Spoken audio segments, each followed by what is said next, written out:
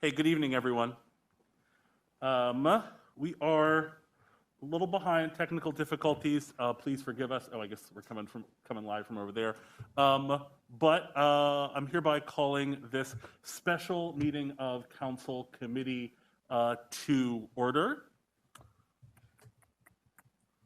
Mr. Harris, if you would please conduct the roll call of members. Yes, Mr. President. Mr. Arroyo. Here. Ms. Bacon. Here. Ms. Craig. Here. Ms. Diaz. Here. Mr. Garcia Molina. Here. Mr. Soto. And President Smith-Waddell. Here, Councilor Soto is excused this evening. We have one committee that is having a meeting this evening, a special meeting of the Community Planning Committee. Councilor Craig. Thank you so much, Council President. Community Planning Committee is now in order. We have one item on the agenda. It's Administration Resolution number 49, 2021. The Home Program Fund on behalf of the Spanish American Civic Center Development Corporation. And we do have presenters this evening. And I welcome you to come.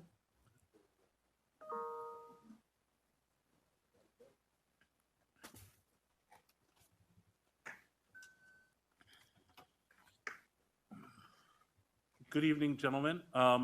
Counselors, I think you should all have now, I just emailed it, you should all have a copy of the presentation in your email inboxes so we can proceed.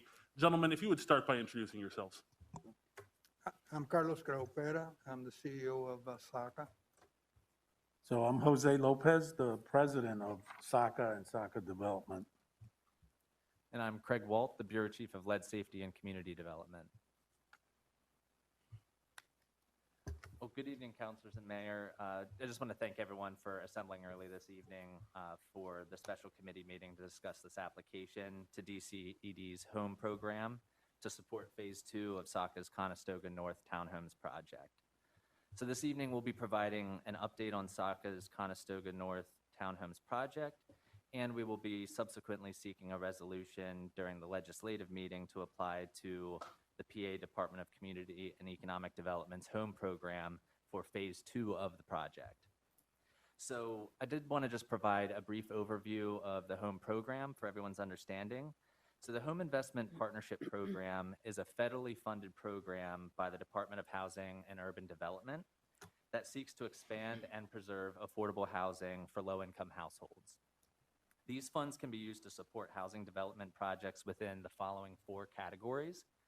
That's existing owner-occupied housing rehab, first-time home buyer programs, rental housing, and single-family affordable housing new construction.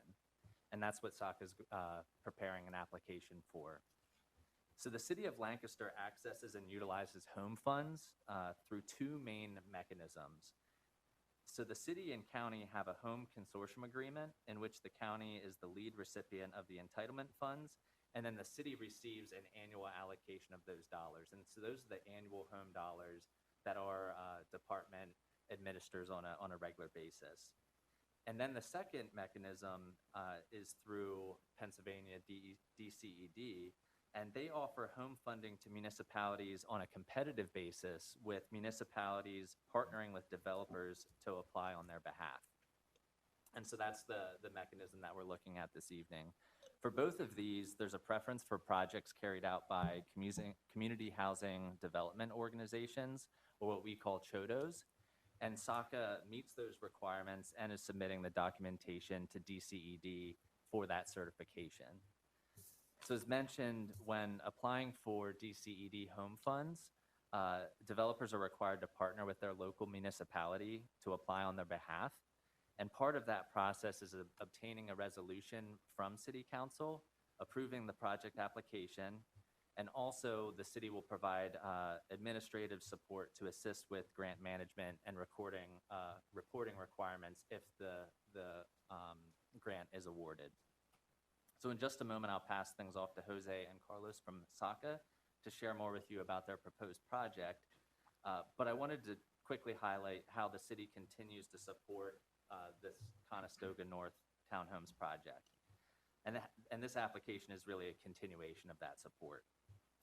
So for phase one of Conestoga North Townhomes, the city allocated $464,200 in our city and county home funding dollars. And then in addition, we had applied to DCED in partnership with SACA to secure an additional $750,000 for phase one. And so now that project, the construction's completed, and families are moving into those homes, and Carlos and Jose will share more with you about that. But as we look towards phase two, I did want to highlight that the city has already allocated $500,000 of our city county home dollars towards this project. And this next step is actually applying to DCED for an additional $1,050,000 in the Pennsylvania DCED home funds. So with that said, again, just want to thank you for the opportunity to share about this project with you, and again for assembling this evening. And then with that, I'll pass it off to Carlos and Jose. Thank you. And Mr. Lopez is going to have a very good presentation for you, but before he does, I just wanted to tell you how much we appreciate and how grateful we are for the city's support, the support of the mayor in particular, and the support of the community development team. This is truly a good partnership between community-based organizations and municipal government. And with that being said, I'll turn it over to Jose. Okay, thank you. I too want to thank council and the mayor for the continued support, as well as the staff for their support with our projects, our ongoing projects that we have, in particular this project. I think we've been working on this project well, Carlos has, because I only showed up last year, and for about 6 years now. And so it's been a long tote to hoe up the hill. But we finally did commence the construction of the phase one project. If we could move up the slide. Last year, November timeframe, and we completed the first 9 units the end of June, early July of this year. And since that time, we've been working on selling the units and getting folks into the homes. So as of today, we've sold 5 units that we've settled on. So 5 new families are residing at the property for the first 9 units there. We have 2 additional units under agreement that we anticipate having settlement for sometime in September, early September. And then we have 2 units available, one that is reserved for a family that's at 50% of median income for the county. And then the other unit that's available is available to a family that's at 80% of median income. Previously, we had only 1 unit remaining, but late last week, we were notified that the buyer that was going to buy one of the units had to cancel their agreement because they were having some medical issues and couldn't fulfill getting a mortgage. So we kindly let them off the agreement, and the property's being actively marketed. There's tremendous amount of interest in these units, and so we anticipate selling out the units by the end of October of 2021. We're also planning a community event on September 30th to have a celebration with the new homeowners that are going to be on site, and that's going to be at 11 o'clock in the morning. And so I am inviting you all, if you have that time availability, to come. So here is the next slide, has a picture of the completed phase one project. Very nice units, as you can see. And anybody that's driven through there over the construction period has seen the evolving development there.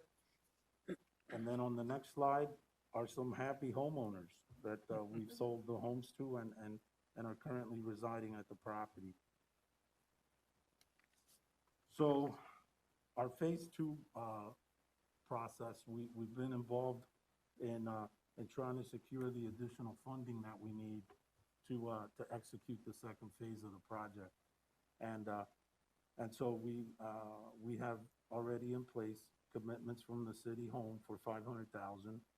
We have a PHFA fair commitment of 300,000. We also have a DCED Keystone Communities funding for 250. That's also committed. And we're pending receiving neighborhood assistance special project priority tax credits in the amount of 50,000. And then the conversation we're having tonight, we're looking to apply to the DCED home program for the $1,050,000 for the additional funds that we need to complete this project. We also have a commitment from Link Bank to do the construction bridge financing for the phase 2, and they were actually working with us in phase 1 as well.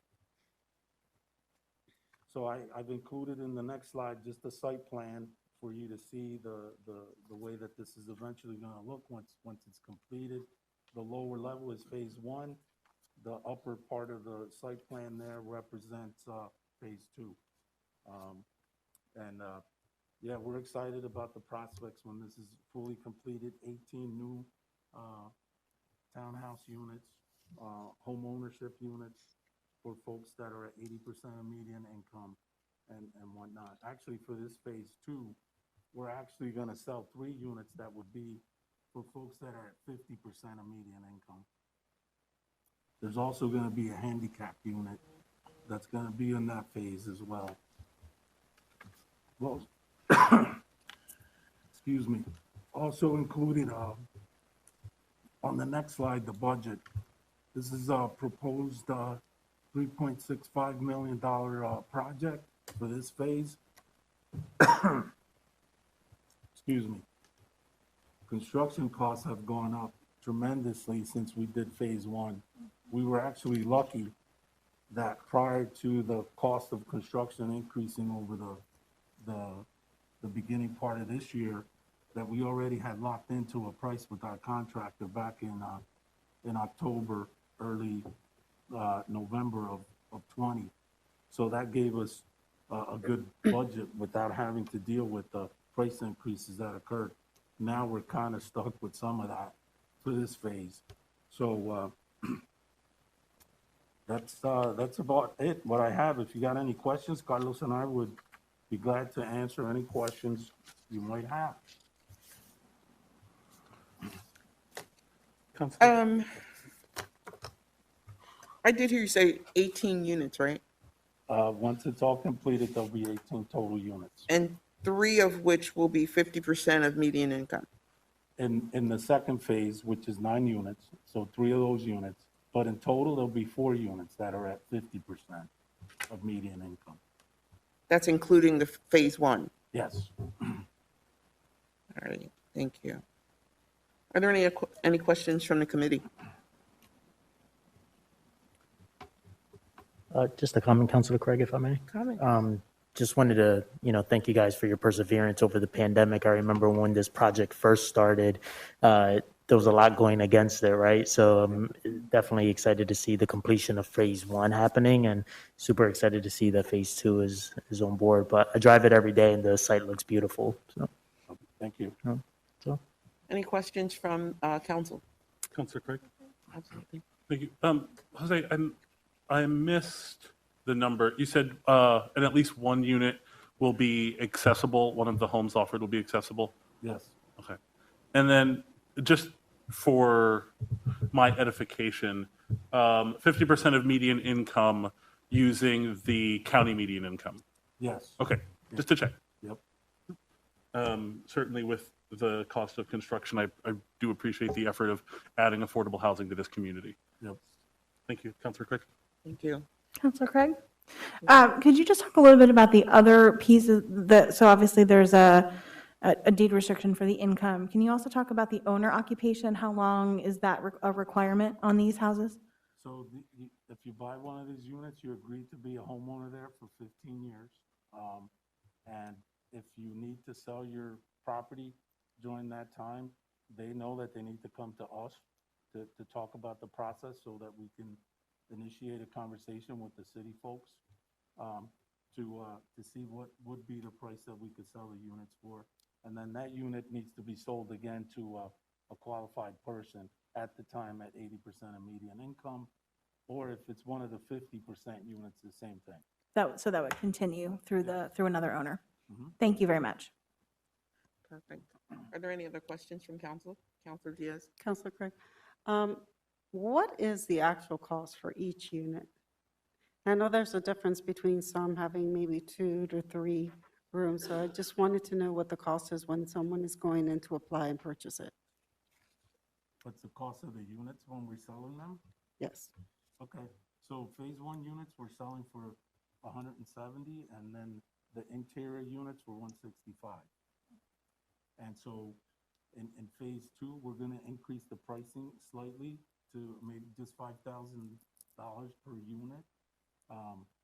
Because of the cost of the construction has gone up, so we need to account for that a little bit. And as time goes on, the HUD qualification guidelines change for the 80% of median income each year. So we're in that bracket where it would be considered affordable. Now, the 50% units that we have for this project are gonna sell for less than that, for 155. I think, if I'm not mistaken, this was back when we discussed this, these units to get built and sold. If I recalled, it was supposed to be sold at 125, the lowest price, is that correct? So why the jump? I'm just curious. And this is a surprise to us, to all of us, really, how the market has performed, the real estate market. In the southeast area, prices have gone up like they have all over the city. So even scattered sites, they're selling for 130. And these are rehabbed homes, they're not new homes. We used to buy homes for 50,000.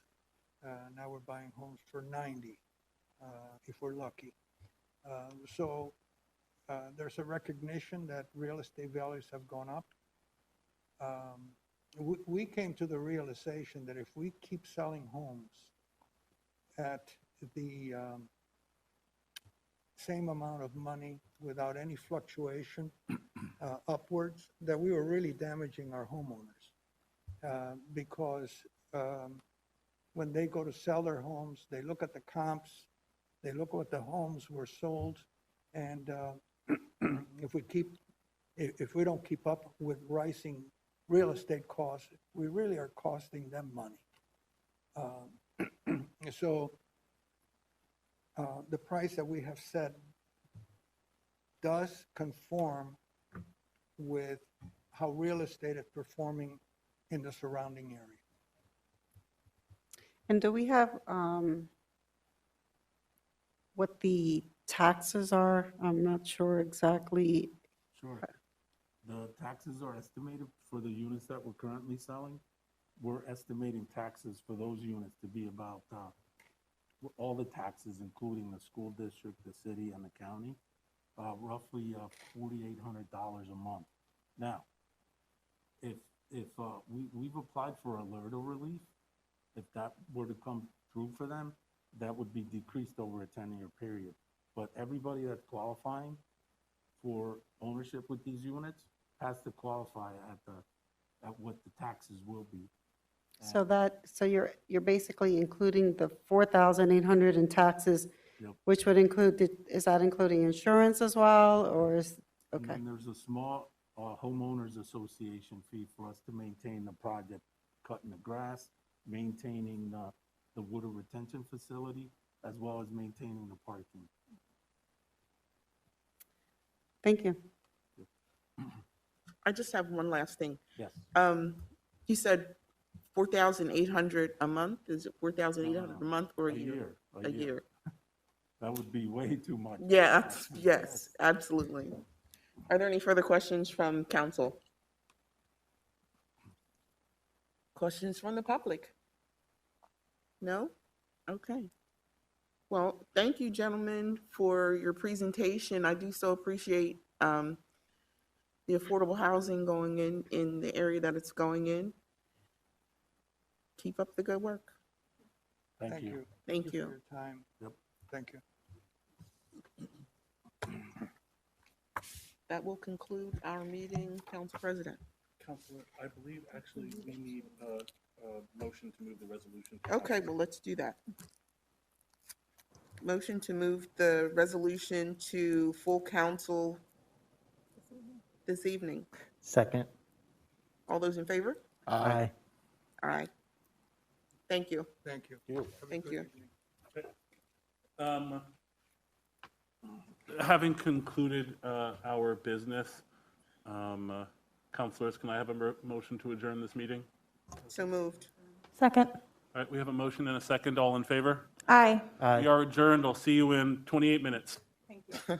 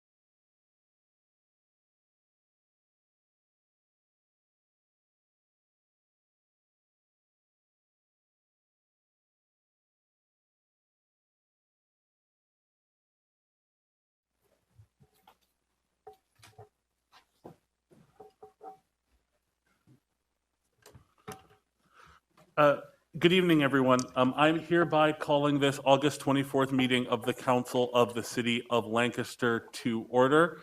Couple of quick notes. First, I see that you are all in attendance wearing masks. Thank you very much. That is our policy going forward. Second, as per usual, we are being recorded during this meeting, just so that nobody's surprised by that. And please take a moment, much like a movie theater, to silence your cell phones. I just had to do that during the previous meeting. And we'll get started. If you are so willing, please join me in rising for the Pledge of Allegiance. I pledge allegiance to the flag of the United States of America and to the republic for which it stands, one nation, under God, indivisible, with liberty and justice for all. Thank you. Mr. Harris, would you please call the roll of members? Yes, Mr. President. Mr. Royo. Here. Ms. Baker. Here. Ms. Craig. Here. Ms. Diaz. Here. Mr. Garcia Molina. Here. Mr. Soto. And President Smith-Waddell. Here, Councilor Soto is excused this evening. That brings us to the approval of the August 10th minutes. I'll hear a motion. Motion to approve? Second. We have a motion and a second. Council comments on the minutes. Hearing none, Mr. Harris. Mr. Royo. Aye. Ms. Baker. Aye. Ms. Craig. Aye. Ms. Diaz. Aye. Mr. Garcia Molina. Aye. And President Smith-Waddell. Aye. That brings us to proclamations, honors, awards, and resolutions of recognition. Do we have any, Mr. Harris? We do not, Mr. President. All right, that brings us to our first public comment period, reserved for those who have contacted the city clerk ahead of the meeting. Do we have any, Mr. Harris? We do not, Mr. President. All right, do we have any reports requested by council or interim reports of committees of council? We do not, Mr. President. Thank you. All right, that brings us to our, I do have that on the agenda. Excellent. That brings us to our legislative agenda, beginning with the Heritage Conservation District. Mr. Harris? Yes, Mr. President. Considering the following applications and recommendations from the Historical Commission to improvements to properties within the Heritage Conservation District. We have two this evening. Angel Luis Paz Portelias and Hermes Aguiar, owners of 641 South Prince Street, propose enlargement of a commercial building through construction of a new second-story level. And Chestnut Street Associates LLC, owners of 202 to 210 North Queen Street and 221 North Market Street, propose construction of a new 12-story apartment building on an existing surface parking lot. And both those applications were recommended for approval by the Historical Commission. Councilor Crick, how do you want to take these, individually or together? I think together. Okay. In that case, I will hear a motion on the Heritage Conservation District items. Motion to approve. Motion to approve. Second. All right, we have a motion and a second. Councilor Craig, I'll hand that back to you if you'd like to have Suzanne or the architect. Thank you so much, Council President. Yes, I'm just going to butcher these names. So I'm just going to say the first one, Angela and Paz Portelis. Maybe? I'm sorry, are either of the applicants for either item A or B present this evening? A or B? B. Okay. All right. Well, let's move to B. The Chestnut Street LLC owners. You want to come up and just tell us a little bit about the project? I understand that it's been approved by the Historical Commission.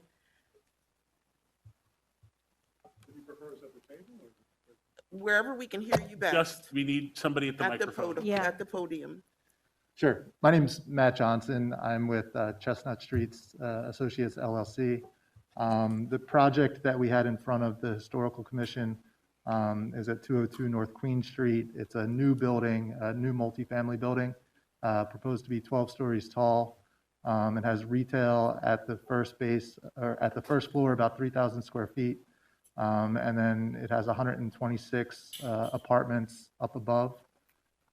We had been in front of the Historical Commission last August, again this past spring, and then we finally, or for, I forget what they're called, advising sessions, I guess. And we were there again last week and received their approval. So happy to answer any questions you guys have. So, when is when is construction going to start? Construction wouldn't begin until next summer. And an estimated time of completion? 15 to 18 months. So starting next summer, that would be, that's 2022, so the beginning of 2024. Personally, I don't have any other questions. Are there any questions from anyone else? Counselor Craig, I have one. You had been in front of the Historical Commission, you had mentioned a few times. Can you just talk about the changes that you made in this last presentation to them that ultimately resulted in the approval? Sure. So this past spring, when we were in front of the Historical Commission, there were 5 main points that were issues that were brought up.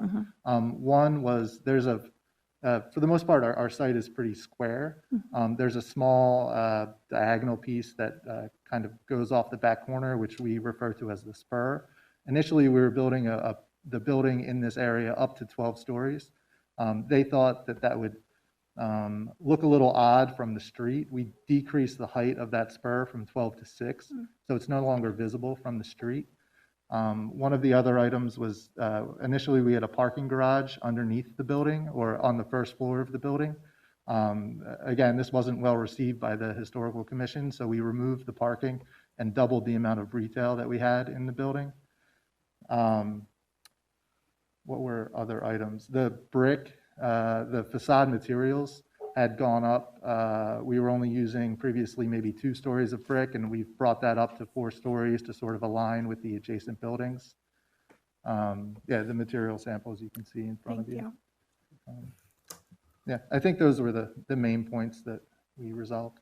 Thank you, I appreciate you going through those. Sure. Councilor Craig, do you have diagrams for us? I have some renderings, if you wanted to see them. I have a few copies that I could. Great, thank you. Thank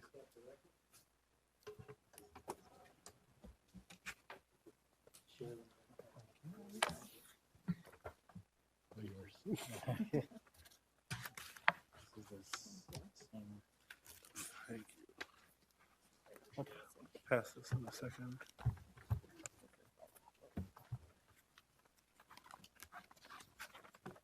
Other questions from council? Any comments or questions from the public? Actually, I'm sorry. We'll back up. Is there? Found it.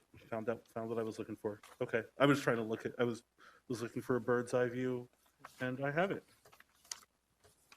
Thank you, Councilor Craig. That's all I had. Okay, great. Well, thank you, gentlemen. I think I would like to hear comments from Suzanne from the Historical Commission.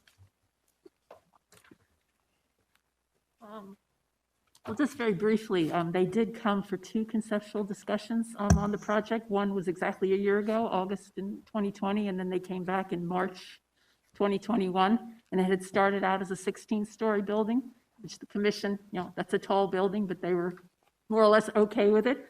When they came back this past March, it had been lowered to 11 stories, but the little spur, as he said, had been extended and actually it was 12 stories, and the spur that's going towards Market Street was also 12 stories. They were not happy with that. So they have, the developers have met the Historical Commission on every point of concern, which is he went through the spur, the parking garage. There was the original thing had a curved glass corner like the Federal Tap House across the street that they weren't happy about that. There was discussion of there's going to be a narrow alley to the north just before you get to what is now a law firm, the old brick warehouse. And they were concerned about safety issues within that alley, which safety is not the Historical Commission's concern, but when you design something that creates an unsafe condition, that's something. So they did rearrange some of the interior space to put more eyes in that area. Super, thank you, Suzanne. One other thing, could you comment on the South Prince Street Okay. project as Yeah, well? they are coming from elsewhere, and they didn't feel it was important to be here. Again, their original application was last month in July, and it was basically obliterating the whole history of this 1930s building, which for a 1930s building is actually quite nice, and it was just going to be an entirely new structure.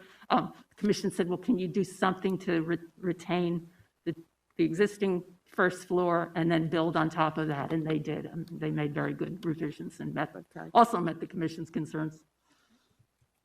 Are there any council members that have questions or for Suzanne? No? Thank you. Thank you, gentlemen. Council President, that's what Okay. we have. Are there any comments from the public? Hearing none, Mr. Harris? Mr. Arroyo, Aye. Ms. Beke, Aye. Ms. Craig, Aye. Ms. Diaz, Aye. Mr. Garcia Molina, Aye. and President Smith-Waddell. Aye. Thank you. That concludes our Heritage Conservation District matters, which brings us to, thank you, gentlemen, have a good evening. Which brings us to ordinances for final passage. Bill number 12, 2021. An ordinance of the City Council of the City of Lancaster, amending Section 67.5B of the Code of the City of Lancaster to remove application of seniority points for promotions within the Police Bureau, amending Section 42.7G3 to remove the application of seniority points for promotion within the Fire Bureau, providing for the repeal of inconsistent ordinances, providing for the severability of the ordinance, and providing that the ordinance shall take effect in accordance with the laws of the Commonwealth of Pennsylvania. Motion to approve. Second. Second.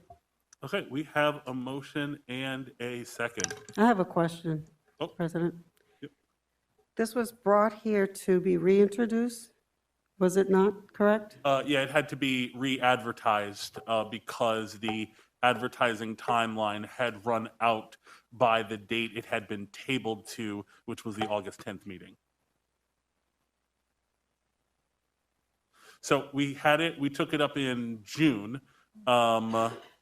We moved it we moved the first reading, not to the meeting immediately after that, the first council meeting of the month, but to the second council meeting. After some discussion, council felt that we did not have enough information, and so it was tabled out to August 10th. By that time, the time in which we must act on a thing after it's been advertised had run out to actually take action. So our second reading, we weren't able to do that. So it was re-advertised. Hold on. Confirming that it was in fact re-advertised. It was in fact re-advertised. Okay, it was re-advertised, and so and now it is on the agenda per a motion made at the August 10th meeting of council. We have it tonight. Okay. Yep. So at this time, I'd like to make a motion not to make any changes. And I can tell you why. I'm sorry, when you say not to make any changes, In other words, not to remove the points from, oh, okay, well, hold on. Right now, there is an existing motion on the table, and I don't know if it was seconded. No, Okay. I mean, we have a motion to approve that's on the table. Okay, so there's a motion to approve that's on the table that has to be either addressed or amended.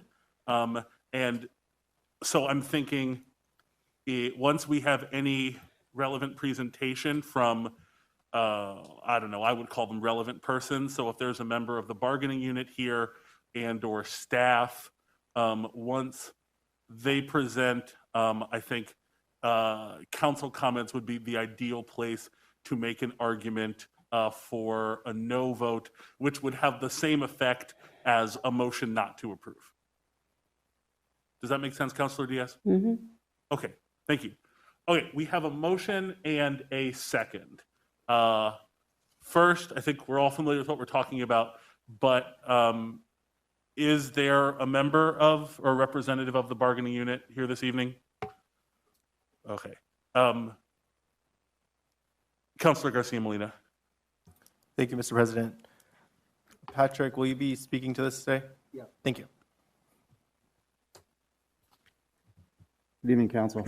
I'm going to try to make it through this with a combination of cheaters and a mask on, which fog up my glasses. So what I wanted to briefly cover, and I don't want to sort of rehash all the discussion we've had at the previous meetings, and so we thought it'd be best just for me to address this. As you know, both Chief Bay and Chief Little made presentations to you about the benefits that they see out of this. We collectively, and by collectively, I mean leadership of the Police Bureau, leadership of the Fire Bureau, and also the administration, are seeing this ordinance as part of long-term equity and diversity changes within the police and fire bureaus.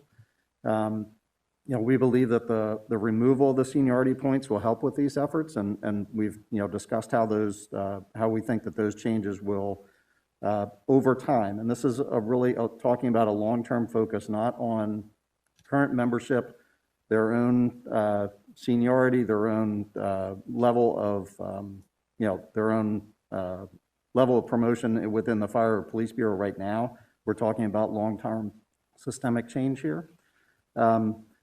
We think that prioritizing promotional opportunities based on factors that are more important than their length of employment is really where this focus ought to be, and that's, by removing these points, we're elevating the importance of those other factors that are, the promotional exams, the oral board interviews based on behavioral type questions, that sort of thing is really what we ought to be basing promotions on, and taking the weight away from merely length of employment.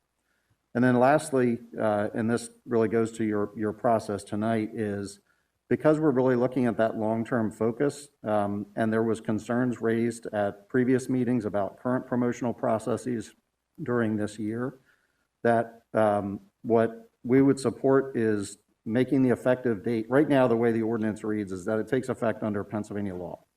That means the ordinance is adopted, if you would vote that way, and it goes into effect 20 days later. What we'd suggest is that you move the effective date to April 1st of 2022, which means we get through the entire, any promotional processes that may happen this year, and it gives plenty of lead time for anybody who may be seeking promotional opportunities, both within the Police Bureau or the Fire Bureau, plenty of notice in advance that this is coming down the pike, and that the seniority points would be removed from the process that they'd be participating in.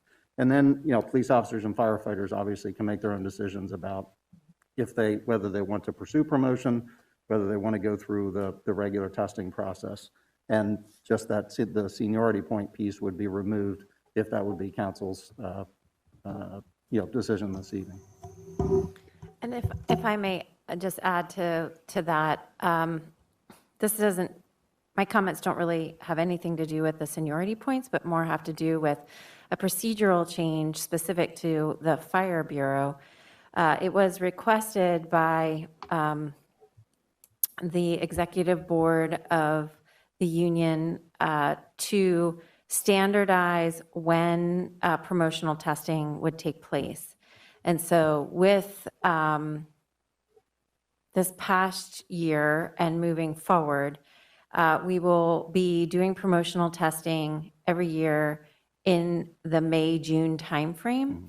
And that is to provide a level of consistency in preparing and having advance notice about when testing would be eligible, and not moving those dates around because there was a perception that we are moving dates to provide for certain people to be able to take the test and others to not. So again, just in terms of equity, transparency, making that change has been made, and it is our intention to have another promotional exam next spring for those positions that have vacancies for promotion. I will say that this past year, we did have 10 people test for the lieutenant's position, and unfortunately, there were no successful candidates in advancing to the next rank. So those same positions will be open next year, as well as potentially other positions within the Bureau. Thank you.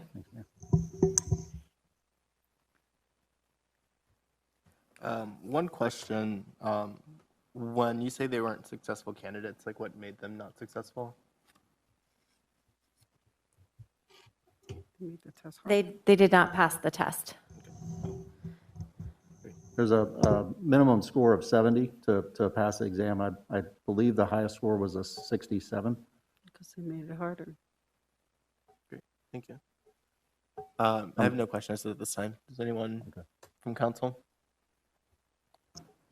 Just a procedural question. So, Mr. Harris, maybe you might be able to answer this. To make the proposed change, as Mr. Hopkins had mentioned, about when the ordinance would take effect, is there anything that we would need to do to make that change with the motion that's already on the table? We would have to make a subsidiary motion to amend, and there would need to be a second and an approval of that motion. Then I would make a motion that we amend this ordinance, number 15, to take effect as of April 1st, 2022. Second. Okay, there is a motion and a second. I will take council comments on that motion, since Councilor Diaz was prepared to make comments, and I believe they're relevant to the question of the primary motion and the subsidiary motion. I'll allow you to go first, Councilor Diaz. Well, the first thing is when we're talking about equity and about people of color, I just want to make it clear, and I'm going to name the people. These are people that are African American. Dominic Jacobs, 6 years service. Eddie Weiler, African American, 5 years of service. Leonard Tony, African American, 20 years of service. Dennis Perry, African American, 20 years of service. And I do believe that he did retire. We have Sammer Randolph, is that right? It's Sam? Rudolph. Okay. He has given 10 years of service, and then we have Kyle Daverson. And the only, well, let's see, we'll go to the next ones. This is Shane Camacho, Hispanic, 20 years of service. Now, I can understand probably why he would not make the test. His first language is Spanish. His second language is English. But he has given 9 years of service. He's a U.S. military bilingual, and he deserves to keep those points. We have William Wakefield, Hispanic, 8 years of service. Tony Montes, Hispanic, 8 years of service. Alex Camacho, Hispanic, or Chilean, they put. One woman that I know of, that's the only woman that we have in the fire department, which would be a shame to take those points away from her. The next, I would go into the police department. We have Hispanics. We have Robert Lopez, Manuel Luciano, Carlos Luciano, David Ruiz, I think it's Juanita Martinez Bender. We have Elliot Tirado. Hispanic employees will lose 4.5 points if this is passed. And that's, according to Tirado, right now he would have 15 years that would qualify for his points. I'll move into African Americans.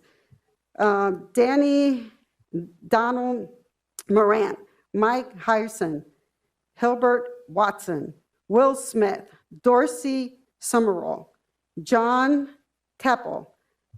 And if I move into the females, we have 2 females lose full points if passed.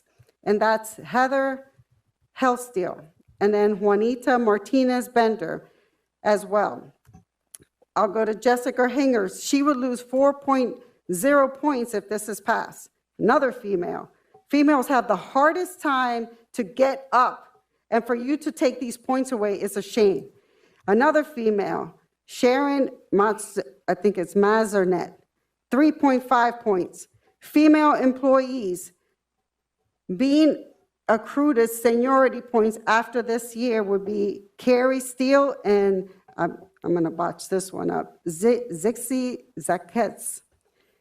So my point is, if we keep removing these points, none of the people that are people of color that have served all this time are going to be able to take a test and succeed.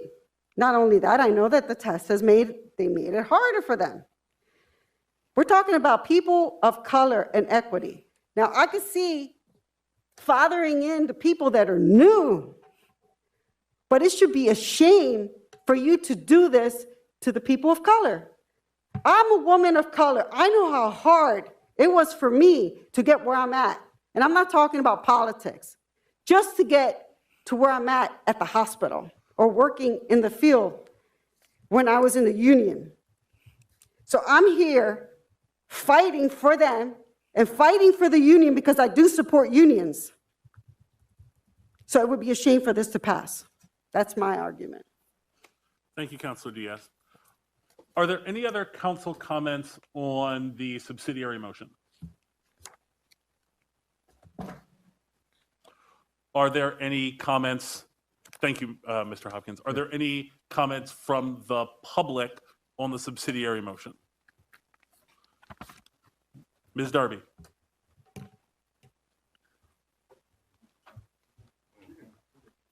Tanae Darby, 300 block of South Marshall Street. I wholeheartedly agree with Councilor Diaz. I understand what you're saying about going in the future, but I'm worried about the officers of color and these women today. I think grandfathering it, because maybe they came on because this was part of what was available to them, that they know that they will be able to move up. So, I don't care about 5 years from now. I care about these officers and these firefighters and these women today. So I urge you to possibly grandfather them in instead of just making it active on a certain day, if it's not plausible to just take it off the table, period. Thank you. Thank you, Ms. Darby. That spurs a question in me. Maybe this is one for you, Mr. Hopkins, or one for you, Mayor. What theoretically might grandfathering look like other than as is proposed in the amendment, having it take effect for later dates of tests? Or is Councilor Diaz, if you had a specific recommendation on that item, if somebody has a standing number of points as of? I would say that, sir, if I may, that anybody that's hired, let's say from this year, 2021 on, then obviously those points would not qualify. But everybody that has current points, they should qualify. They've worked for these points. If I may, there's a couple of things that are happening, a couple of lines of Go ahead. Thought that I have. So one thing to just note is that while I appreciate the focus on individuals of color, we're not targeting individuals of color in eliminating seniority points. It's everyone. And while I understand that there's concerns that will impact individuals of color disproportionately in the process of advancement, I also just want to call out that in the Fire Bureau, the entire command staff, with the exception of, the entire command staff does not have anyone of color that is part of the command staff. In addition, there are concerns about grandfathering because there are a number of names that were read that are already part of the DROP program, which means that they are approaching their mandatory retirement.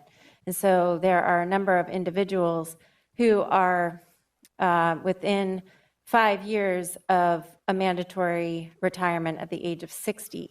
And so that would need to be taken into consideration.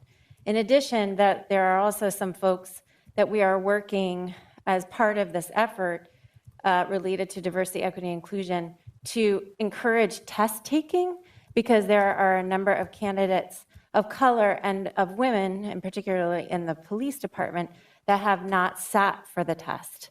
And so there are other efforts to promote and advance individuals of color and women outside of this. And so I just do not want council or the public to think that that there's something being taken away without an equal emphasis on advancing changes in relation to policy and procedure that are making the process more fair, transparent for everyone, while also acknowledging that for individuals of color and women, that we need to encourage those candidates first and foremost to take the test. Thanks, Mayor. The only other thing that I'd add there is really, I guess, two things. One, and the mayor addressed it in terms of a systemic change, and the changes that City Council approved to the Civil Service Board rules and regulations at the, I believe it was at the August 10th meeting, that address the hiring practices. And part of that is an effort systemically over the long term to, one, to be able to recruit more candidates of color and female candidates to both police and fire bureau, and to, have them have those opportunities for promotion over their entire career. So this is not, while we're talking about one particular piece of the promotion process and trying to create pathways for equity and diversity in this process, we're really looking at, this is one piece of a much larger puzzle. It's why we created the diversity, leadership development and diversity manager position that Sharon Allen Spann has taken. And so this is really, part of a bigger look. And the other piece is that, and I addressed this at one of the prior meetings, is while there are certainly candidates, potential candidates of color and female candidates for promotional processes right now, the other thing that we know, and I can't give you specific statistics, but we know anecdotally that there are certainly other candidates who, with a little bit less seniority, but who, are identified as having those leadership skills that would really benefit us in their promotional process, who simply don't take the exam, like the mayor said, because they see the seniority of folks ahead of them, and they know that they basically don't have a shot, because they know even if they score well that they're going to be beaten out with the seniority point. So I understand the impetus to focus on particular members right now of the Police Bureau and the Fire Bureau, but when we're looking at systemic change, you have to start somewhere, and we think that this is the right place to start. Then why bring it up and say that this is about diversity and inclusion and not bring it up as everybody?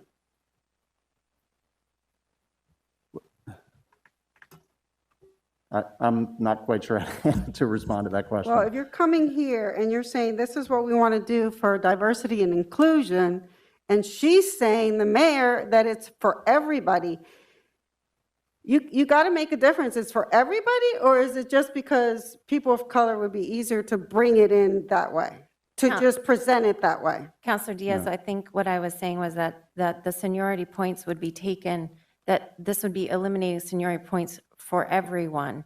And so by creating a process, an approach in which we are allowing for, as just Mr. Hopkins indicated, that individuals who may not have that level of seniority points, who are coming up through the ranks, that they are not discouraged by the fact that there's somebody ahead of them that has more points. Well, they've given their time, so they earn those points. And I appreciate that sentiment, and I'd also just add that in order to even sit for one of these promotional tests, they have to put in the time in rank and also within the respective police and fire bureaus. So thank you. Council President, if I may. Of course. So personally, I do not hear targeted individuals in this ordinance itself, I do hear it as an equity initiative in the way that it's been presented. And if I'm understanding you correctly, it sounds like what you're also trying to say is that the equity portion of this is that if there are 10 individuals and they're up and 8 of them are white individuals that have been there 1 or 2 years more than the person of color, even though that the person of color is qualifying to take the test, those that are not people of color with more seniority points would be the qualifying individuals and those that would go forward. So in that aspect, I do hear it as an equity initiative, and I don't necessarily see this being a targeted effort of people of color within either department.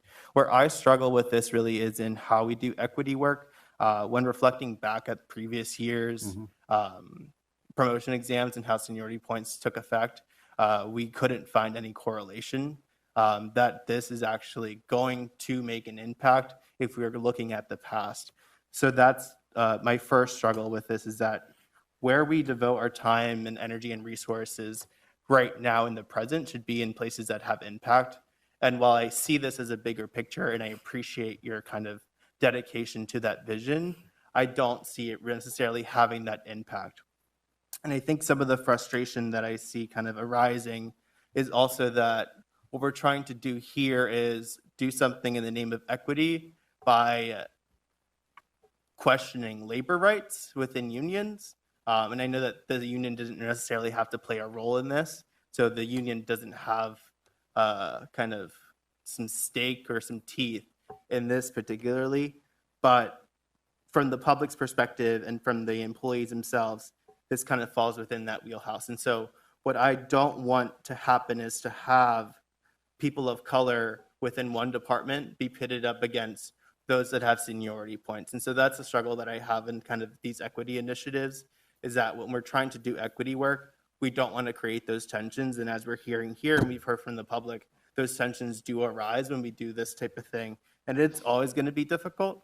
And then the other thing too that I think is kind of important is, like Councilor Diaz is saying, is that institutional knowledge and making sure that we're keeping it. And so what I really appreciated about your comments, Mayor, is that you're looking at how do we address this idea of favoritism by moving the dates from May to June, because I know that the survey did reflect that there is that perception of favoritism. And so for me, the reason that I am going to be voting no on this is because I think we can do better in how we do equity work that's impactful, but also because there is favoritism within the departments, I don't want to move something forward that's going to contribute further to that. And then also, one of the things that personally I'm kind of dealing with is how do we take the comments of the public into effect as counselors when we're making our decisions. And from the public's perspective, even though I'm kind of surprised by it personally, they aren't in favor of this. And so for those reasons, I'm going to be voting no. Thank you, Councilor Garcia Molina. Are there other council comments? I have one more comment. Okay, Councilor Diaz. Since he brought it up, in reference to favoritism, this is something that I couldn't even sleep when I heard about this. We had newly promoted chiefs that they had a party, or they requested a party, at the Station 3 between 2019 and 2020. They were allowed to attend with their family. But then we had the only African-American that was retiring that requested to use the new station, and that was Dennis Perry, after 25 years, and he was not allowed to use it. And all he had was a few of his family members. Now that's when I see favoritism and also discrimination. This is why I'm voting no. Councilor Diaz, I would like to have some more information about the former party that you were mentioning, because that would be against policy, and that's something that I should be aware of. Thank you. Yes, ma'am. If I could just make one other comment, and it gets to one of the comments that Councilor Garcia Molina raised about the data looking at prior examinations and promotional processes. I think one of the things that we need to do significantly better is that data tracking. If council would move this forward with the amended date, the thing that we have on us, the onus that's on the administration, is to track this process over time. If it doesn't have an impact, then we ought to take a look at it again and make an additional change. So, that's the, pledge I know that Chief Bay and Chief Little, Sharon, the rest of the administration can make, is that we will track this over time and see whether or not there are true benefits and it actually has created additional diversity and, promoted equity both within the Police Bureau and the Fire Bureau. And if it hasn't, then we need to take a look at what other changes we can make to make sure that that's happening. I mean, we want to achieve the diversity and equity goals. If we make a change and that change doesn't achieve those goals, then we need to look at additional changes.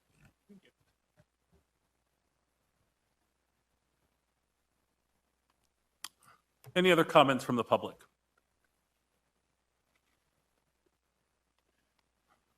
Good evening, Mr. Dasher. Name and address. Joey Dastra, 100 block in North Plum Street. I just have a question. Can we get clarification on how these points are weighed for promotions? Just because, do they take the test and they get a certain score and then those years of experience are added directly on top? Just because, we're talking about grandfathering them in or making other changes, maybe we just change the way that seniority points are weighed rather than getting rid of them entirely. Mr. Hopkins, please. So the answer to the question really is yes. So the promotional exams are taken, and then based on numbers of years of service, not time and grade in the current rank, but of overall city service is added. There's a 5 points as the maximum, and it's graded down based on number of years of service. Right. And then just how many years gets you how many points? I don't know the answer to that question right now. I can, it's actually, I believe it was within the rules and regs that We have were. that off top. I believe that it ends up being 10 years is 5 points. Anything over, I'm sorry, I just don't know that off the top of my head. Thank you for that clarification, Mr. Hopkins. Does that satisfy your question, Mr. Dastra? Okay, Counselor Craig and then Counselor Garcia Molina. Okay, I have a bit of confusion. So there were people that tested for lieutenant, I heard earlier, but nobody scored high enough to get the promotion. I believe I heard Mr. Hopkins say the highest score was 67. It was somewhere in the upper 60s. Okay, out of the people that, I don't even remember how many, 10? Okay, out of the 10 people that took the test for lieutenant, were there seniority points added to that? No, the way that process works, they take the written exam, and then there's a oral board interview. And then after those two pieces of the puzzle are put together, seniority points are added on after that process. The oral boards never took place because without passing the written exam, they're not advancing to that next level. So it's a multi-step process. It's not all done together and then a passing or failing grade determined. And to clarify, they must pass first before they can. Yes, be right. They have to rewarded pass the written seniority exam points? first before moving forward to the oral board. In many cases, let's say if there were 10 people taking the exam, there might be 5 or 6 who would pass the written exam. Only those 5 or 6 would go into the oral board part of the process. And then after they passed or they were scored on the oral board, after that, then the seniority points would be added to their total score. Okay, thank you. Sure. Council President. Counselor Garcia Molina. Also, to add on to that, we did look at exploring, so Chief Little and I sat down to come up with a tier system where seniority points would have a certain weight, and then there would be points also given for certifications and for education to kind of look at how do we do equitable promotion beyond just seniority. When that plan was presented to the union, it was not accepted. And then the city administration also just kind of decided that wasn't the best course of action. So we have explored, to your point, something similar to that, but neither party really ended up going with it. Mhm. So that's why it's just like an up or down vote at this point, from my understanding. Councilor Garcia Molina, Yes. I, again, don't have a member of the bargaining unit Mhm. here, which is frustrating to me, but what is the administration's reason for opposing that? Just deciding, I wouldn't say Yeah. opposing, but deciding that that was not the ideal option to move forward, right? Like, the union was like a no on it. You mentioned the administration was also a no. Just want the fullest possible context since we're digging in. Yeah, so I can respond to that. Thank Thanks, you. Mayor. The challenge is wanting to create a system that encompasses all of public safety, both police and fire. And it's difficult to align the educational and certifications between police and fire because they're very different. It is a very regimented, structured testing and certification process for fire with individual levels like firefighter 1, firefighter 2. That same system doesn't exist on the police side. And so when the command staff were sitting down to try to review and create something that would mirror something similar to the police or to the fire bureau, that's where that fell apart. I see. Mayor. That to me, yeah, in just a second, that to me, for what it's worth, sounds like an argument for separating the two processes. But go ahead, Councilor Diaz. I also would like to mention, in reference to the battalion chief, he took the test and also failed, so I'm sorry, Battalion Chief whom? I don't have the name, but I do know that he took the battalion test and he failed, which means that the test was either changed, made it harder. That's the only thing that comes up to my head right now. I'm sorry, Councilor Diaz, just so I have the clearest understanding of what you're saying, was that a It battalion chief?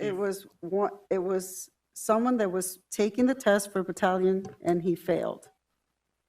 Okay, so somebody who was not in the rank of battalion chief was seeking that position, or they were already a battalion chief and taking the test again for some reason? No, he just took the test and he failed. He was a battalion chief. Already, okay. And he took the battalion chief exam or the lieutenant's exam, just so I'm, The lieutenant's exam. okay. Can anybody on the staff side provide any context for me about that? About the incident being, or the incident? I think that I can comment just to say that we implemented a new test. This test is not created by the city of Lancaster. Moving forward, we're going to have the Harrisburg Area Community College build out the tests for each promotional level in the Fire Bureau going into 2022. And so that is the intention moving forward. And we're going to, as I said before, be consistent about when those tests are being offered. Thank you, Mayor. Reverend Shell, name, block of residence, 3 minutes. You know the drill. Go ahead. Willie Shell Sr., 219 South Marshall Street, Lancaster, Pennsylvania. I just got a question on the test.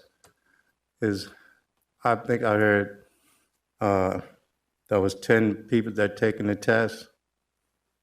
And my question is, how many of them was peoples of color that taking that test? That's correct. Can someone, Mayor, do you have that? Or Patrick, do you have that? I believe it was 4, Okay. but I'm 4, possibly. Can someone get me that information, please? Oh, it was 4, the mayor said. Oh, 4? Okay, I didn't hear, sorry about that. No worries. My next question is that I've been out of the workforce for 30-some years. I used to work for Armstrong World Industry. And when it came down to seniority and point system, when we talk about taking points away, I think you're looking at dealing with seniority as well. And so I would like to learn more about it and read more about it before just body will make a decision, because when you're dealing with points, you're dealing with seniority, and you're definitely dealing with peoples of color when you're looking into that area. As again, like I said, it's been 30-some years since I worked out of the workforce, and I was involved in the union very strongly. Thank you, Reverend. I wanted to look this up, the question about how the seniority points are applied. And it's actually, right now, it is different between police and fire. So within the police, the way the city code reads is, and this is for promotional procedures, seniority points, 5 points maximum, 1.5 point shall be granted for each full year of service after completion of the first 5. So that is based on number of years of service as a police officer, not in the grade that they're in. The seniority points in the Fire Bureau is different. Section 3, seniority points, an allowance of 1.5 point for each full year of service in the grade the candidate is in at the time of eligibility for promotion, not to exceed a total of 5 points. And then it just goes on to say that the points are added to the final grade of each candidate after the candidate has received 70% grade on both the written and oral examinations. So it's a little bit, there's actually not even equity between the two right now. The only other thing I wanted to address is just about the issue of seniority. Seniority is a significant issue, obviously, within both bargaining units and within every bargaining unit in the world, and for good reason. The only place that this seniority issue is being addressed and the removal of seniority points is in the promotional process. And again, that's because the position that we as an administration, the leadership of Fire Bureau and Police Bureau, believe that it's neither just the time and grade in the particular rank or time and grade or time as an employee that really rises up to the top of priorities in terms of what we should be looking at when we're looking at leadership within either police or Fire Bureau. Seniority, however, is a significant issue in terms of the pay. So each police and fire, for every year of service, they get additional pay based on longevity. It's an issue when it comes into the pension. So anything that's related to earnings, wages, even assignments within both police and fire, and the ability within the Fire Bureau to bid into certain positions is all based on seniority, and that's not changing here at all. We're only talking about seniority as it relates to additional points on the promotional exams. Thank you, Mr. Hopkins. Sure. Okay. Thank you, everyone. Mr. Harris, would you please call the roll on the subsidiary motion? Yes, Mr. President.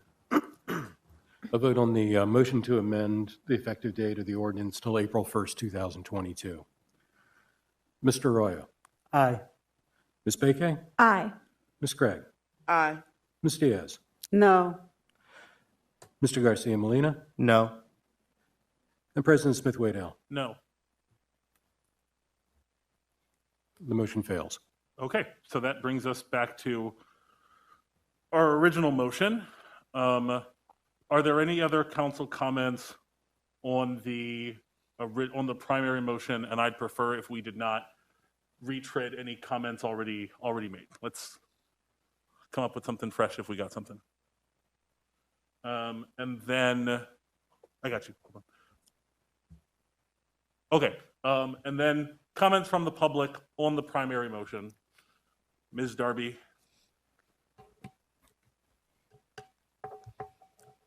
Tanae Darby, 300 block of South Marshall Street. My other concern is that I was made aware that the officers and firefighters did take a survey in which they did not want these points taken away. So I don't understand why we're not adhering to the democracy of that survey as well. My other thing is when we talk about those 10 people who took that exam, to me, that sounded equitable then. If 4 people and 6 were white and 4 were of color and they did not pass, that's equitable. So, if you didn't pass, you didn't pass. So I guess that's where I'm just getting like, if you don't pass, you don't pass.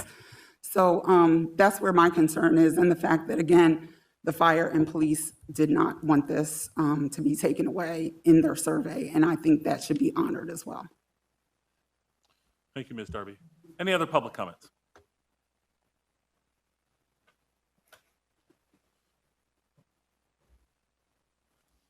Ms. Cologne, please. Yes, Lisa Cologne, 441 North Prince Street. I would like to second what Ms. Darby said, and that the majority of the firefighters and also police force are not in favor of this.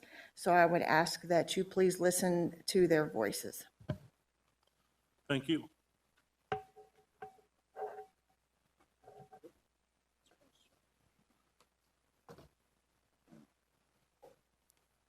Willie Shell Senior, 219 South Marshall Street.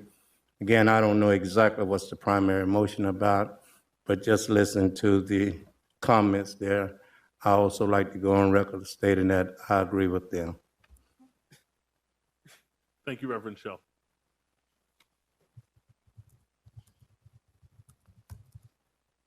Going once? Going twice? Okay. Mr. Harris, would you please call the roll on the primary motion? And we can. Yes, Mr. President, on the motion to approve the ordinance. Mr. Arroyo. Aye. Ms. Bakay? Aye. Ms. Craig? Aye. Ms. Diaz? No. Mr. Garcia Molina? No. And President Smith-Waddell? No. Okay. Thank you, everyone, for hanging in.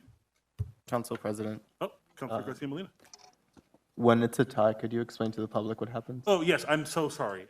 My understanding on the advice of the clerk, and correct me if I'm wrong, Mr. Harris, is that for motions in general, a tie means that the proposed ordinance or resolution does not pass. Is that correct? Yes, Mr. President. Thank you, Mr. Harris. Is everybody? Needs approval by majority. Yep, great. Thank you. All right. No, thank you. That brings us to Administration Bill number 19, 2021. Mr. Harris. An ordinance of the City Council of the City of Lancaster, Lancaster County, Pennsylvania, establishing appropriations of $5,900,000 of American Rescue Plan Act proceeds received in 2021, providing for the repeal of inconsistent ordinances, providing for the severability of the ordinance, and providing that the ordinance shall take effect as provided by Pennsylvania law. Motion to approve. Second. Okay, we have a motion and a second. Councilor Bakay. Thank you, Council President. So we heard about this at our committee meeting and then again at a first reading. This has to do with acquiring land that's adjacent to water infrastructure as it is up for sale at this time, which is an approved use of the American Rescue Plan funds. That's all I have. Unless Mr. Hopkins has anything to add. Thanks, Councilor Bakay. The only thing I'd add is that I know you all know this, but for public that's here, there is a related resolution that's also on the agenda, later on the agenda, where what we're looking at here is because the American Rescue Plan Act specifically provides eligibility for use of the funds for water and sewer infrastructure, this is an eligible use of those funds. At the same time, this is an expense that we would otherwise be financing either through bond issue or other means within the water fund. And the resolution that's on the agenda later on, it's resolution number 48, is setting up a situation where within the next 3 years, we would use some other financing mechanism, basically to pay the city back for the ARPA funds that are spent for the purchase of this land. It's just a matter of timing that because the ARPA funds are available now, that we would use those funds now for the land purchase and then pay ourselves back for that $5.9 million spend at a later date. Thank you.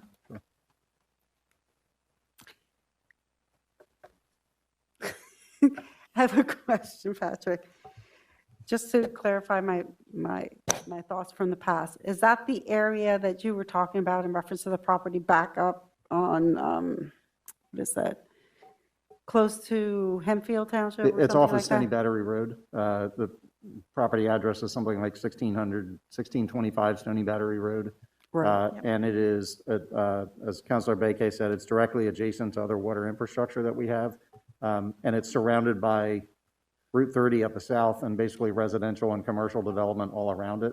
So it's really the last piece of property that would be available for future expansion of the water system. And I'll defer to Director Campbell here if there are any questions about that piece of it. But we're really seeing this as basically a long-term land control issue, so that for future development and expansion of the water system in that direction of the system, that this is the piece of property that is really key to that.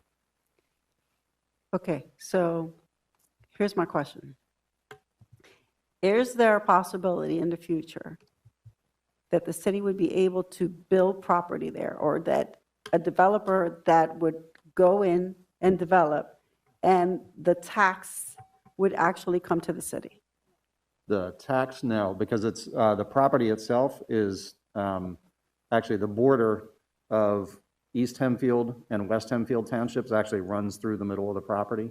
I forget which taxing jurisdiction of those two has priority, but, and that would be in the Hempfield School District. So the tax, any tax revenue from any future development that might occur there would not come to the city. It would come to either East or West Hempfield Township and then the school district and the county. Even though the city water is all, that far? Correct. Okay.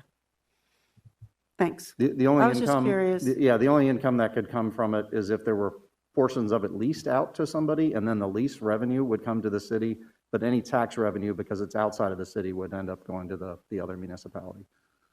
Just thought about helping the city. I love the thought. Yeah. I'd prefer it, the other way around.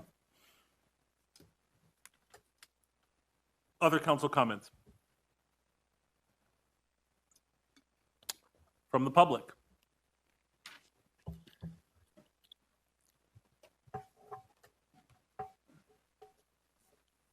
Willie Shell Senior, 219 South Marshall Street. Two questions I have is that, how many acres are this and what's the purchase price? The purchase price is $5.9 million. Mr. Hopkins, can you comment on the acreage? Yeah, sorry, I just want to make sure it's recorded. The acreage, it's 30.4 acres is the total, and you said the sale price, 5.9 million. I addressed at one of the earlier meetings about this, that we did have an appraisal done, and actually that comes in a little bit lower than the appraisal that we had done. So, we believe it's a fair value for the property. Thank you. Thank you. Sure. I'm sorry, Mayor, were you saying something to me? Oh, okay.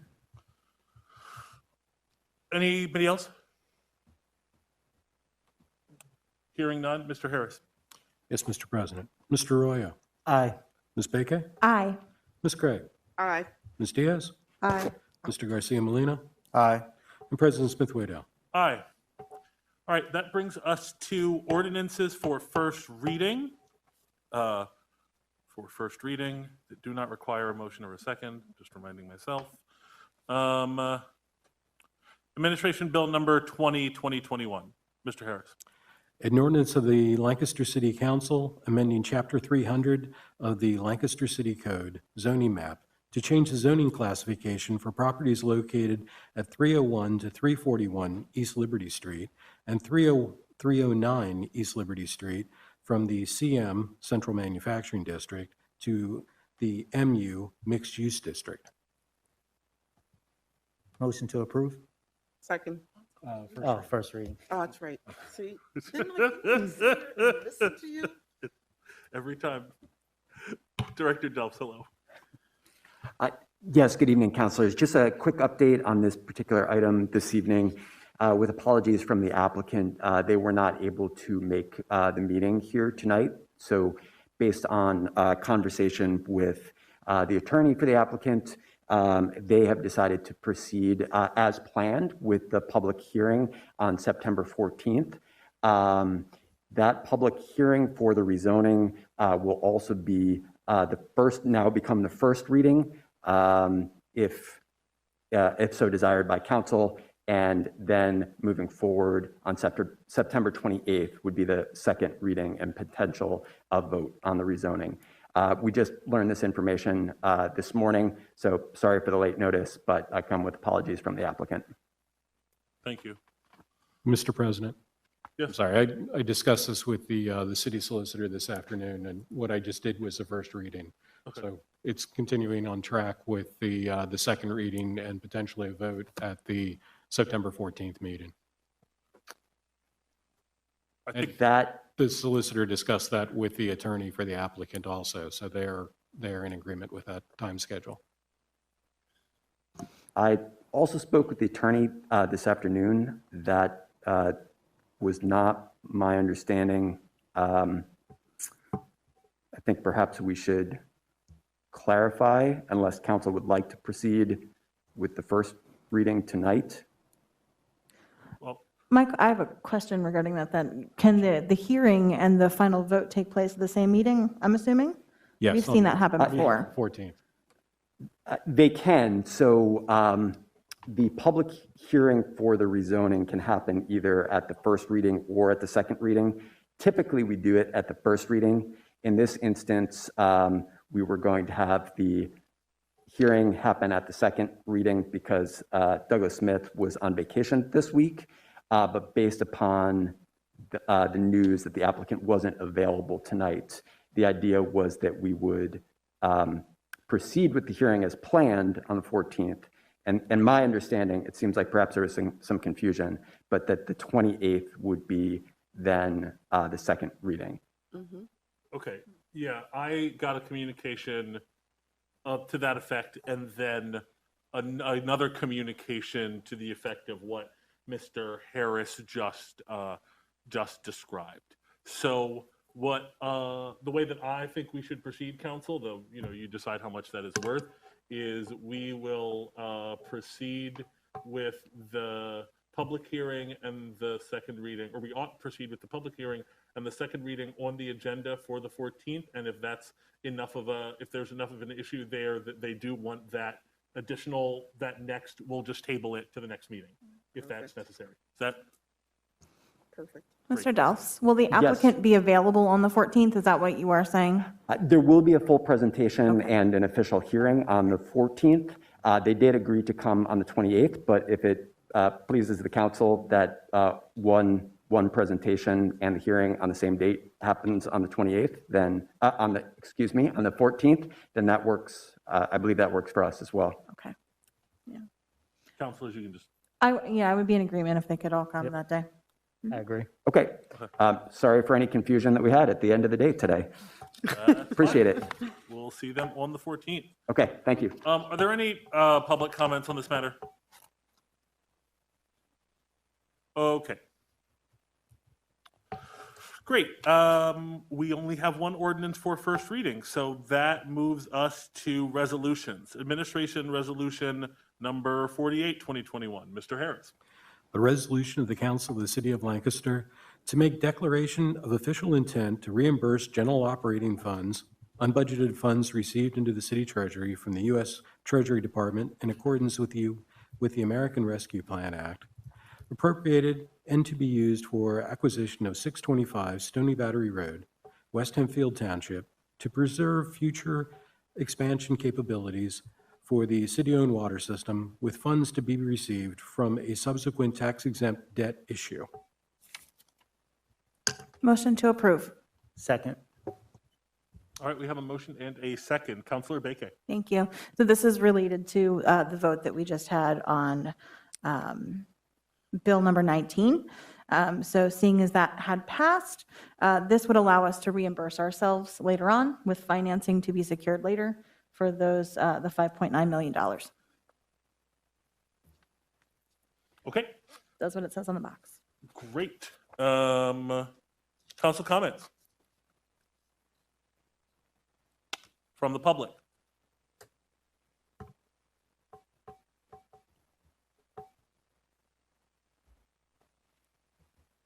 Lisa Cologne, 400 Block on North Prince Street. Just for clarification, you're using ARPA funds, correct? So it would not be as such, taking a loan or bond issuance.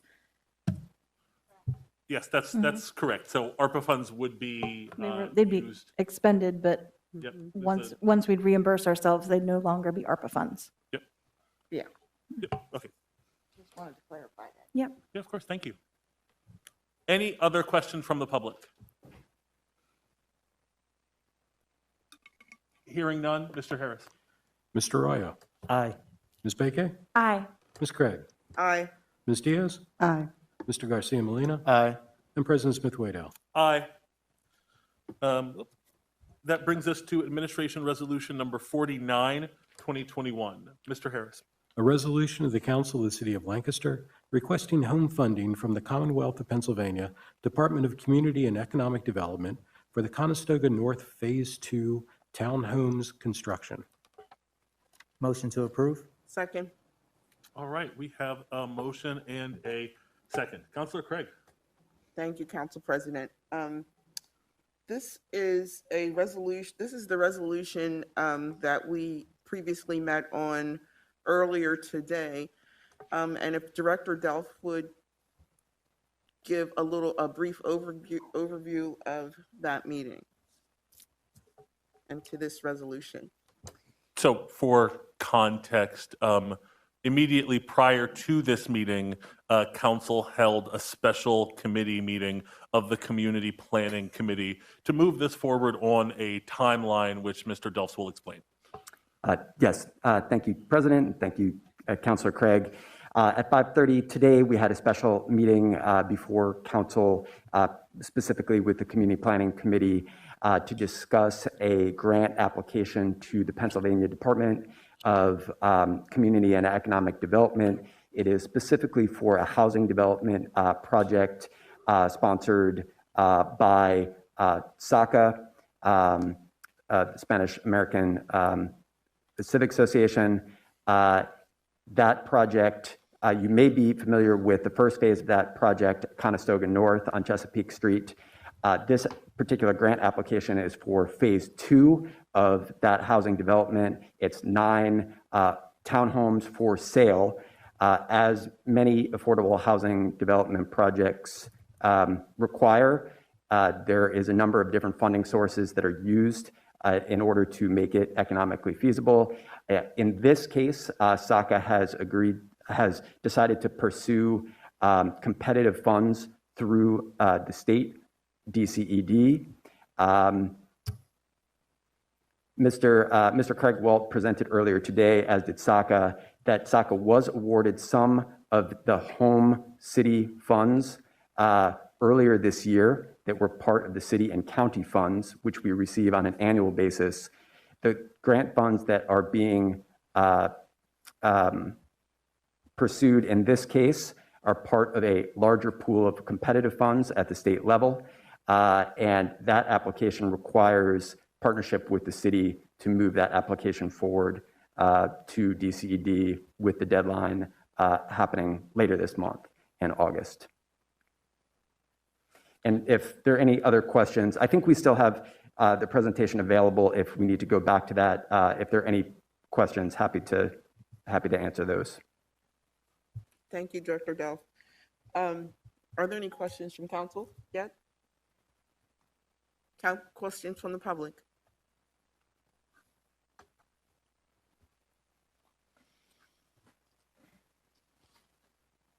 Reverend Shell? Willie Shell, 219 South Marshall Street.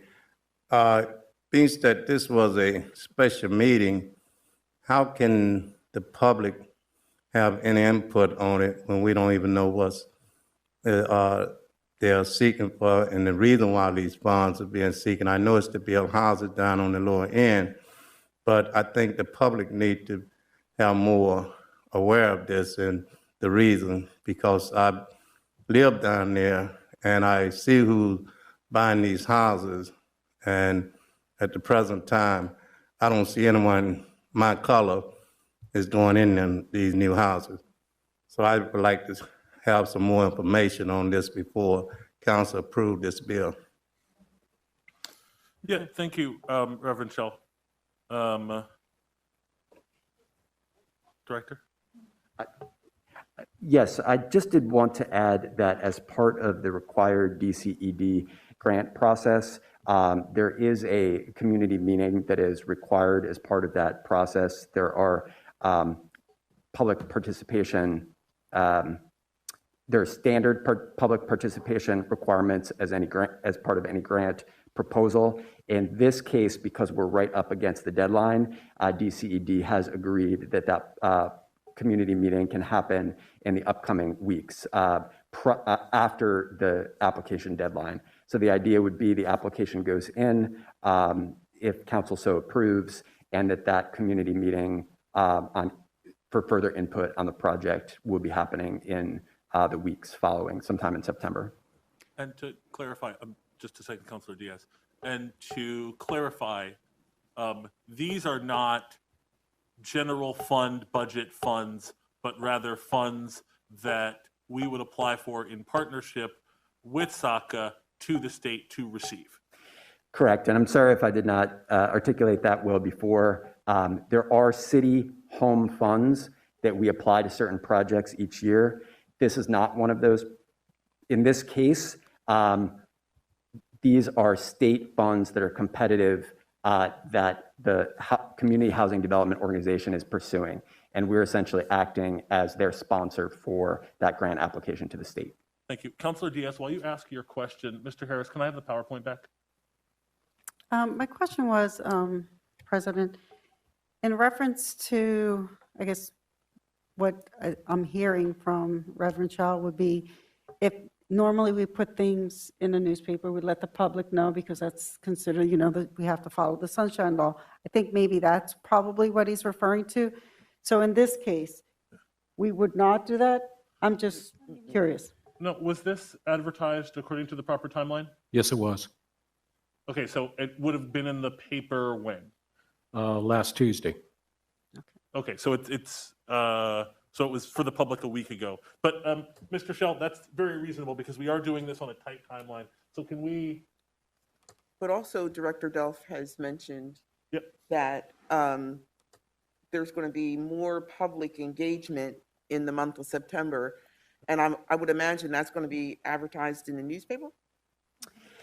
Right, we haven't decided on, I don't know what SACA has in mind for advertising the meeting at this point, but we can consult further with them about making sure the word gets out. Can I get a couple of the? Yeah, I'm sorry, I'm bringing it out. Oh.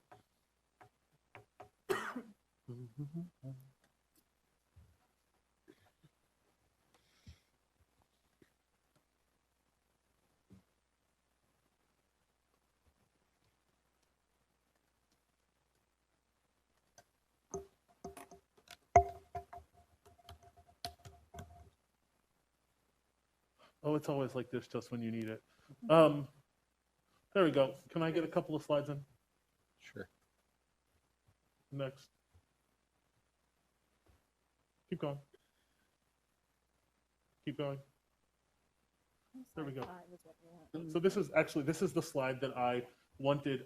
So they showed some of our new homeowners that have moved into the buildings as of yet, including one African-American family among the three pictured here. And I spoke with Jose and Carlos after the special committee meeting about their intention to continue to seek primarily, African-American and Latino home buyers as a part of what they see as a community wealth building project. Because I think what you raise specifically is important, that projects like these do benefit our African American and Latino communities. That's all I needed, Mr. Harris. Thank you. And thank you, Director Delphs. Certainly. Were there any other council comments? Were there any other comments from the public? You got to come to the mic.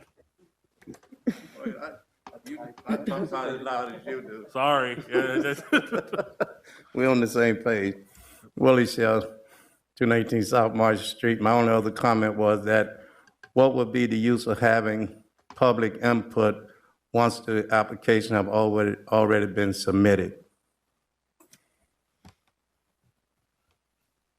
if that's a question you'd like to answer, Director Dulles.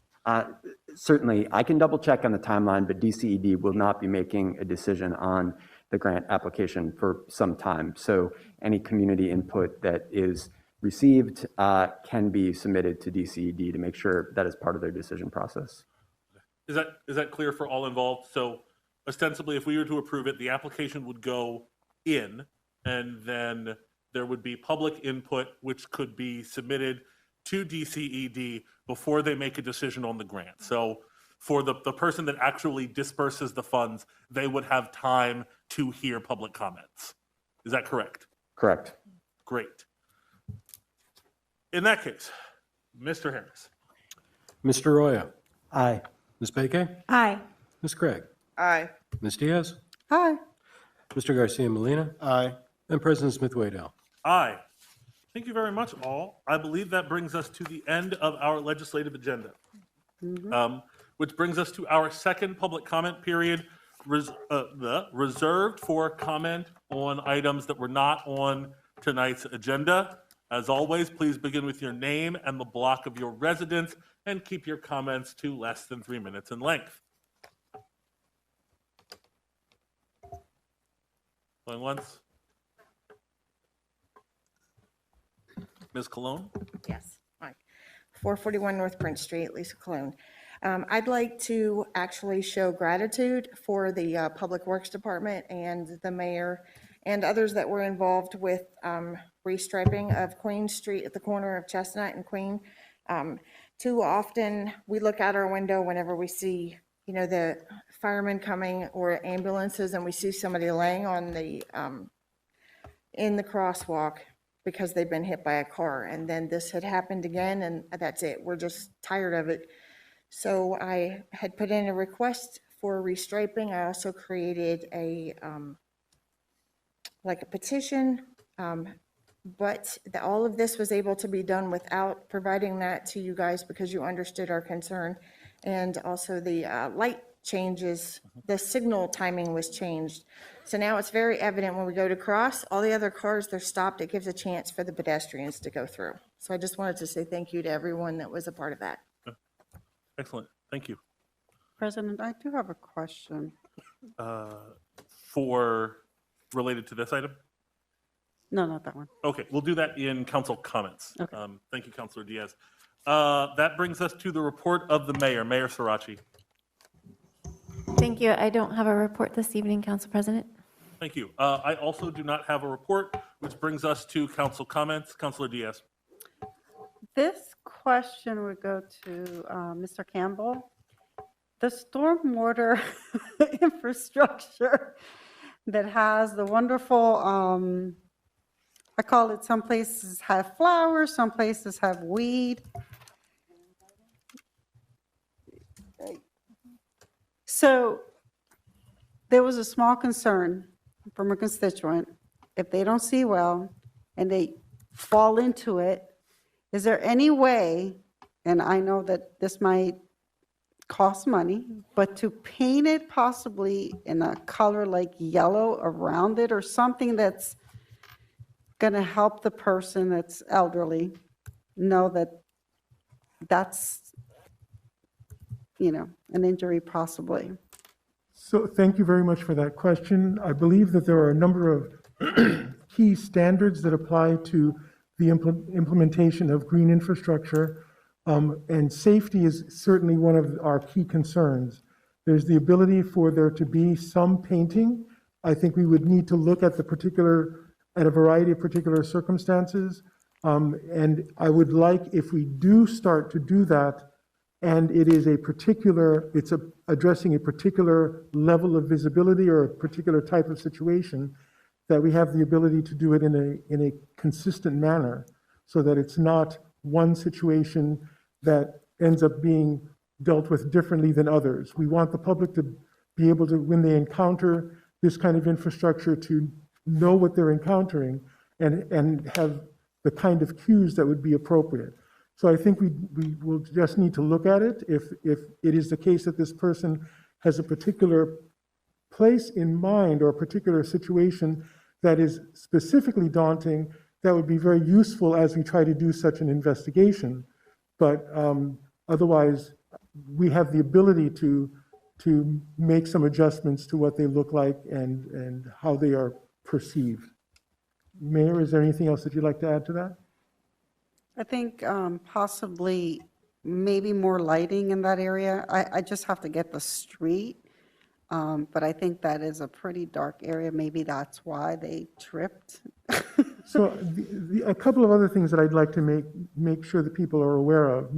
In most cases, the green infrastructure, the 4 bays, et cetera, I'm assuming that that's the part that you're talking about, are along the curb area and not at the intersection. Now, there are several cases where they are at the intersection, and clarity at the intersection is crucial.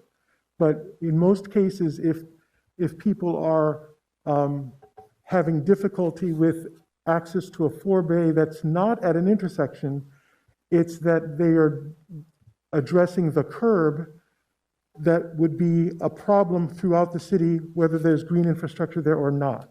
Right. So that's another reason why I'd like to have an understanding of this particular type of situation that is being encountered. It might be one of those several exceptions where the green infrastructure intervenes in the intersection differently than it does in most conventional installations, or it might be part of the conventional installation, in which case I would want to counsel something a little bit different than painting. Thank you, Mr. Campbell. Thank you as well. Council President, I'm sorry to interject. I forgot one thing that I had promised to announce at the next council meeting, which was the costs related to the city's comprehensive plan. That question had come up at our last meeting, and I said that I would make a public announcement. So if I could just quickly share that. Please.